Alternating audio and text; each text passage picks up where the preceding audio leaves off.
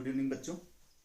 आज पढ़ेंगे bacterial disease के बारे में। ये भी एक सामान्य संक्रामक रोग है। देखिए, बैक्टीरियल में हम दो को ही पढ़ेंगे ना, बाकी का हम आपको लिंक में पीडीएफ डाल देंगे। अब देख लीजिएगा शॉर्ट में पूरा क्या है इसका है। जैसे जो क्या है, रेबीज ये किससे होता है, या फिर जो टिटनेस होता है वो किससे होता है, टीबी किससे होता है, इन सब का मैं आपको संक्रमण और वाहक किसके द्वारा संक्रमण होता है और किसके द्वारा ये वाहक इसका क्या है, इन सब का मैं आपको लिंक में आपको डिस्क्रिप्शन में, ठीक है ना, लिंक मिल जाएगा। ठीक है, आप देख लीजिएगा, पूरा पीडीएफ है। ठीक है ना। चलिए पढ़ते हैं जीवाणु द्वारा उत्पन्न कुछ रोगों के बारे में। देखिए, जैसे पहला है टाइफाइड या मियादी बुखार, जिसको मोती झार या मोती झरा भी कहते हैं। टाइफाइड या मियादी बुखार। मियादी बुखार क्या है, इसका नाम क्यों पड़ा है, इसके बारे में देखते हैं। देखिए, टाइफाइड को, ये जो नाम है टाइफाइड, इसका मतलब होता है आंत ज्वर। आंत आप जानते हैं, इंटेस्टाइनल क्या है, ये एक फीवर होता है जिसमें क्या होता है कि एक सलाखे के जैसा क्या होता है, सलाखा आप जानते हैं, सलाई के जैसा क्या होता है, एक जीवाणु या बैक्टीरिया है जिसका नाम है क्या, साल्मोनेला टाइफाई। क्या, साल्मोनेला टाइफाई। और इस साल्मोनेला टाइफाई से एक विशेष प्रकार की बीमारी है जिसका नाम है क्या, टाइफाइड होता है। ठीक है। ये जैसे पूछा जाए कि टाइफाइड में हमारे शरीर का, या जो जिसको भी टाइफाइड हुआ है उसके शरीर का कौन सा अंग प्रभावित होता है या क्या होता है, संक्रमित होता है, तो वो कौन है, आंत होता है। क्या होता है, आंत। आंत की जो दीवारें होती हैं वो क्या होती हैं, संक्रमित हो जाती हैं, जिसके कारण बुखार वगैरह होने लगता है। ठीक है। देखिए, लिखा गया लक्षण, कैसे हम देखेंगे इसके लक्षण को, क्या लिखा गया इसमें। देखिए, जीवाणु आंत, जो जीवाणु होता है वो आंत की जो दीवार होती है उसको क्या कर देता है, क्षतिग्रस्त कर देते हैं। अब क्षतिग्रस्त कर देने के कारण क्या होने लगता है, बुखार होने लगता है। देखिए, जब हमारे शरीर के किसी भी अंग में कोई भी क्या होता है, विकार उत्पन्न होता है, तो शरीर का जो टेम्परेचर होता है वो क्या होता है, बढ़ने लगता है। जो शरीर का तापमान होता है वो बढ़ने लगता है। ये इंडिकेट कर रहा है कि हमारे शरीर में कोई असामान्य या कोई रोग की क्या हो रही है, उत्पत्ति हो रही है। ठीक है ना। तो देखिए, फिर अब जब ये क्या होते हैं, इसका जो लक्षण है, इस लक्षण में एक बहुत सारे ऐसे लक्षण है, जैसे नब्ज जो होते हैं, पल्स जो होता है, जैसे डॉक्टर चेक करते हैं, वो क्या होता है, धीमे धीमे घटने लगता है। ठीक है ना। अब इनमें फिर क्या होता है, शरीर पर गुलाबी रंग के क्या होते हैं, दाने दाने से निकल आते हैं। उसी के कारण इसको मोती झरा कहते हैं। ठीक है ना, दाने दाने से निकल आते हैं। और देखिए, इनमें क्या होता है कि कुछ उभार से हो जाते हैं, दाने दाने जैसा हमने आपको बताया, जिसको चकती कहते हैं। ठीक है ना। इनमें भी क्या होता है, जो रोगी होता है उसके अंदर मूर्छा भी रहती है, उसको बेहोश होकर गिरने का क्या होता है, डर होता है। देखिए, ये बुखार जो है, टाइफाइड जो है, जिसको हम मियादी बुखार कह रहे हैं, ये मियादी का मतलब क्या होता है, इसका एक पर्टिकुलर टाइम होता है कि उसी टाइम के बाद ही ये ठीक होगा।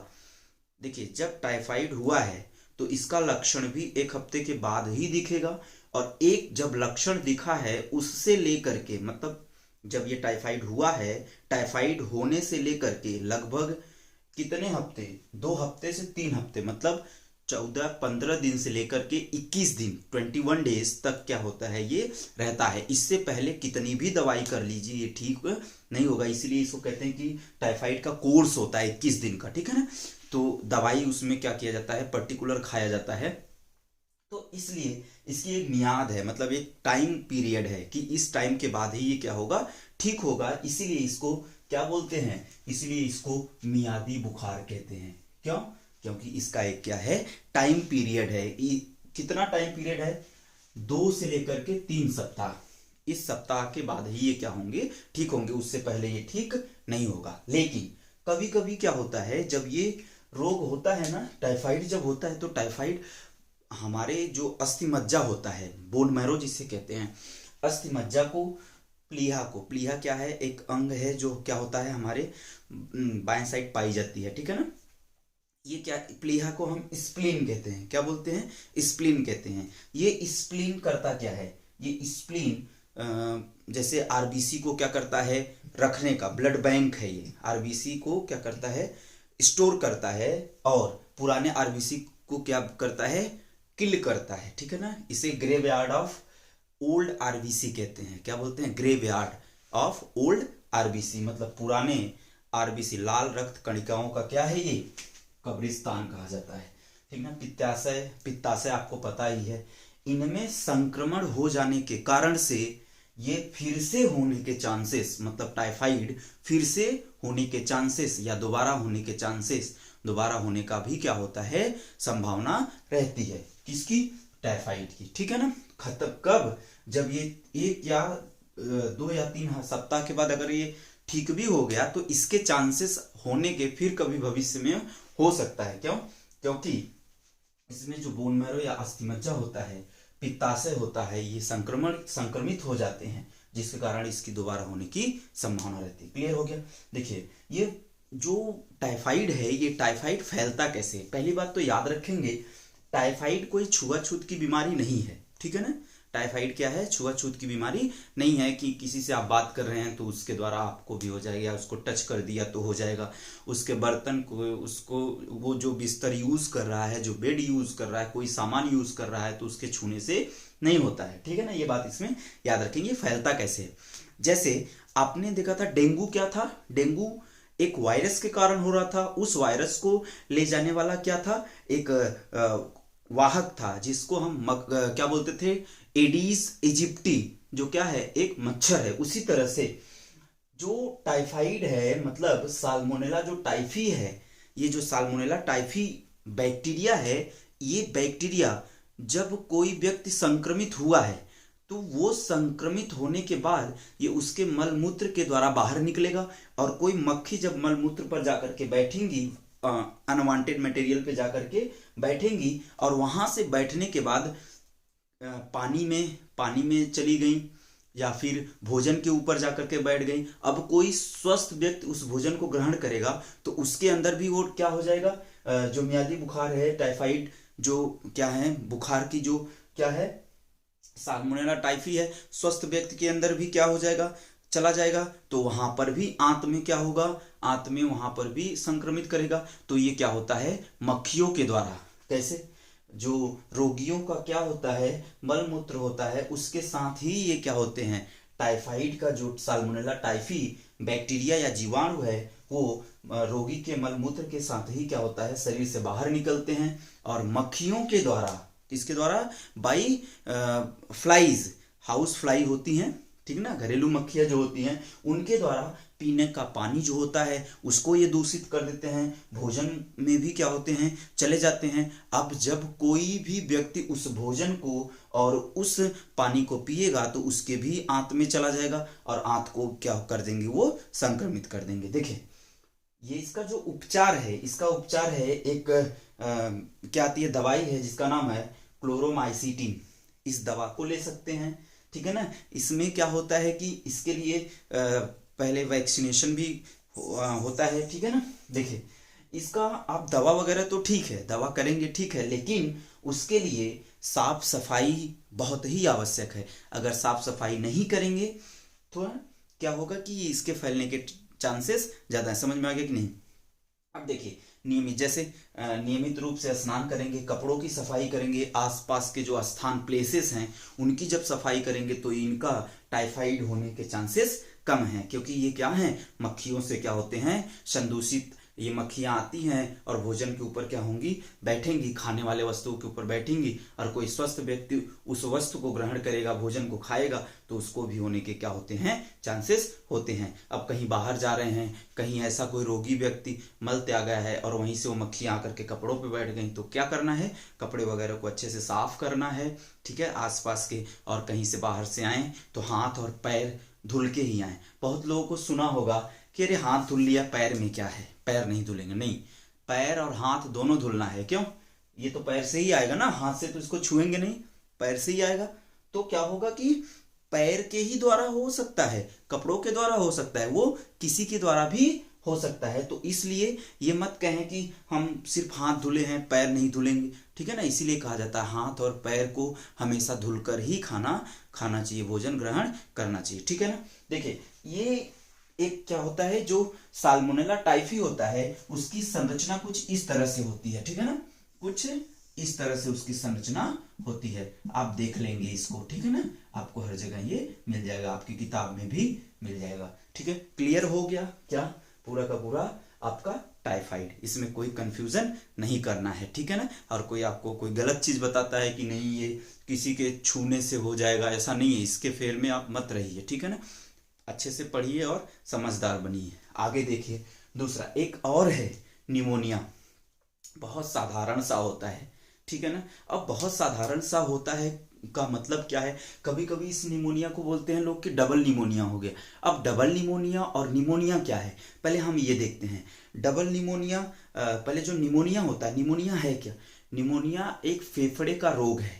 इसमें मतलब निमोनिया जब रोग होता है तो हमारे शरीर का कौन सा अंग कुप्रभावित होता है, हमारे शरीर का जो फेफड़ा है, ठीक है, क्योंकि ये मुख्य अंग है हमारे शरीर का, क्योंकि सांस की क्रिया, जो श्वसन की क्रिया हो रही है या श्वासोच्छ्वास ब्रीथिंग की क्रिया हो रही है फेफड़ों के ही द्वारा होती है। तो देखिए ये जो निमोनिया है, निमोनिया डबल कब हो जाता है, मतलब जब ये दोहरा दे, एक बार तो हुआ है और अगेन एक बार उसी पे क्या हो जाए, ये रिपीट हो जाए, उसी को हम क्या बोलते हैं, डबल निमोनिया। डबल निमोनिया का मतलब इसका तेज हो जाना, डबल निमोनिया और कुछ नहीं है कि एक बार हुआ है फिर कोई दोबारा हो जाए, ऐसा नहीं है। डबल निमोनिया का मतलब इसी का जो प्रकोप होता है वो क्या होता है, और तेज हो जाता है, इसके लक्षण जो होते हैं वो और तेज हो जाते हैं। और इसमें क्या होता है कि जब हमारा फेफड़ा जो होता है, जो मनुष्य का फेफड़ा होता है, उनमें जब संक्रमण अत्यधिक हो जाता है, एक बार हुआ किसी कारण बस फिर से क्या हो जाए, वो मल्टीप्लाई हो जाए, ठीक है ना, वही डबल निमोनिया। देखेंगे जो निमोनिया है, निमोनिया क्या है, एक फेफड़े या लंग्स का बीमारी है, एक फुफ्फुसी। देखिए फेफड़े को जीव विज्ञान की भाषा में फुफ्फुस कहते हैं, ठीक है ना, जीव विज्ञान की भाषा में फुफ्फुस कहते हैं, बायोलॉजिकल वर्ड है क्या, फुफ्फुस, ठीक है ना। और हिंदी में या इंग्लिश में क्या बोलेंगे, इंग्लिश में इसको लंग्स कहेंगे, हिंदी में इसको फेफड़ा कहेंगे, और जीव विज्ञान की भाषा में इसको हम क्या बोलते हैं, फुफ्फुस कहते हैं, ठीक है ना। तो ये क्या है, एक फुफ्फुसीय विकार है या एक फुफ्फुसीय क्या है, रोग है। यह रोग देखिए ये भी क्या है, एक जीवाणु के द्वारा होने वाला रोग है। इस रोग में कौन सा जीवाणु क्या करता है, फेफड़े के किस भाग को संक्रमित करता है, देखिए ये एक है जीवाणु है जिसका नाम है स्ट्रिप्टोकोकस निमोनी या हीमोफाइलस इन्फ्लुएंजी। दो प्रकार के क्या हैं, जीवाणु हैं, बैक्टीरिया हैं, जिसके द्वारा क्या होता है, निमोनिया नामक रोग होता है।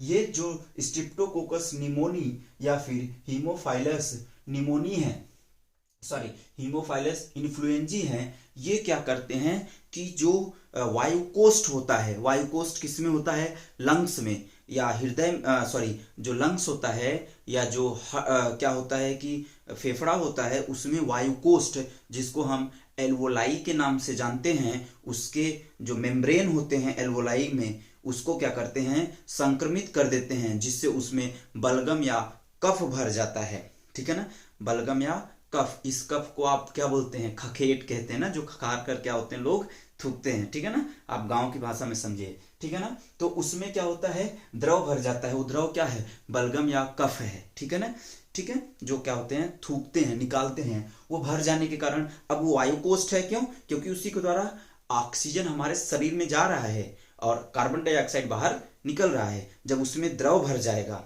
कोई हवा वाली पाइप है, अगर उसमें पानी डाल दीजिएगा, या कोई ठोस थोड़ा सा, या जो मोमो वगैरह है, या कोई भी चीज ले लीजिए सेमी सॉलिड, जो अर्ध क्या हो, ठोस हो, जैसे दही वगैरह, उसमें डाल दीजिए, तो फूकेंगे तो इस पार से उस पार नहीं जाएगा। तो उसी तरह से हमारा जो एल्वोलाई होता है, जिसको हम क्या बोलते हैं, वायुकोष्ठ कहते हैं, इस वायुकोष्ठ में कफ या बलगम भर जाने के कारण श्वसन की क्रिया में क्या होता है, प्रॉब्लम या क्या होता है, बाधा उत्पन्न होता है, जिससे बहुत कष्ट होता है, ठीक है ना।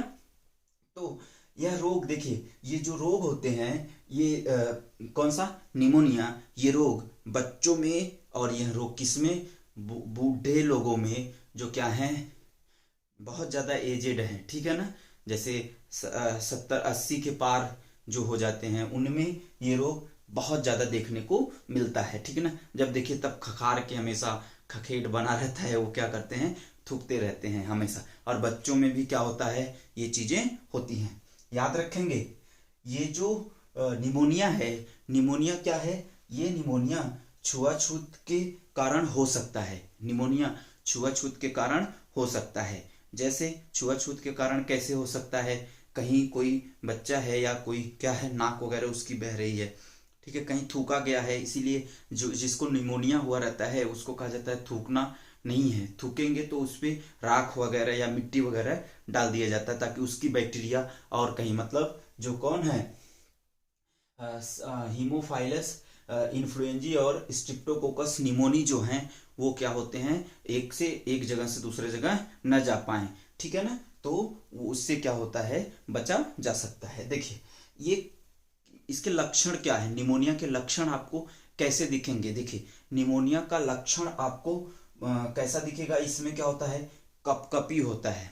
कपकपी मतलब ठंड दे करके क्या होगा, क्या होगा, बुखार होगा, ज्वर होता है, कफ बहुत गिरता है, ठीक है ना, और सर दर्द भी बहुत ज्यादा होता है।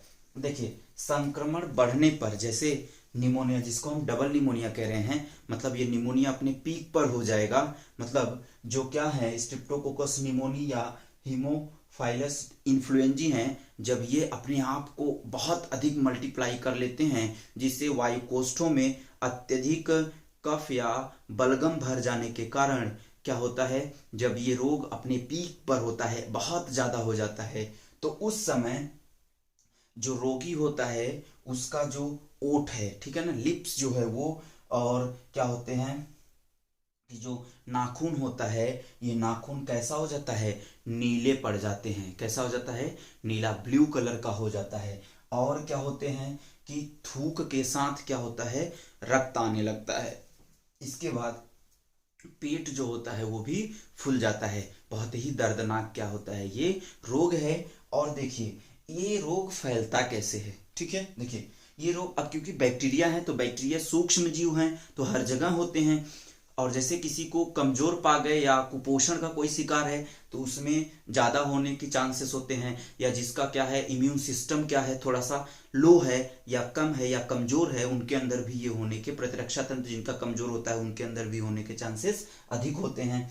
अब देखिए इसके होने के कारण मैंने आपको बता दिया, रोगी के कफ व बलगम के कणों का श्वास के साथ क्या हो जाना, प्रवेश करना। जिसको निमोनिया है उसके सामने फेस टू फेस बात मत कीजिए, क्योंकि जब वो खांसेगा, जब वो क्या करेगा, खांसेगा तो छींकेगा तो उसका जो क्या है बलगम है वो किसके रूप में, थोड़े थोड़े से ड्रॉपलेट्स के रूप में क्या होंगे, बाहर आएंगे। और बाहर आने के कारण जब कोई सामने व्यक्ति है तो उसके भी अंदर जाने के चांस रहते हैं। आगे देखेंगे, ठीक है ना, जैसे प्रवेश करने पर होता है, ठीक, और रोगी के ग्लास को, रोगी के बर्तन को, और क्या, जैसे उनके भोजन को और उनके साथ जल ग्रहण करने पर भी ये रोग होता है। मतलब ये छुआछूत की बीमारी आप इसको कह सकते हैं, किसको, निमोनिया को। लेकिन ये किसी को पता नहीं होता, कहते हैं निमोनिया तो एक साधारण सा रोग है। कभी किसी भी रोग को या किसी भी डिजीज को, किसी भी विकार को साधारण समझने की भूल न करें, क्योंकि इसका बहुत ही बड़ा दुष्परिणाम हो सकता है। आगे देखिए इसका जो क्या होता है कि निमोनिया का जो रोग है, इस रोग को, निमोनिया को कंट्रोल करने के लिए एरिथ्रोमाइसिन नामक एक क्या होता है, एंटीबायोटिक है, और टेट्रासाइक्लिन नामक का एक एंटीबायोटिक है जो मार्केट में उपलब्ध है। उससे इसका इलाज और उपचार किया जा सकता है। इसके उपचार और इलाज के लिए डॉक्टर का सलाह लेना बहुत जरूरी है।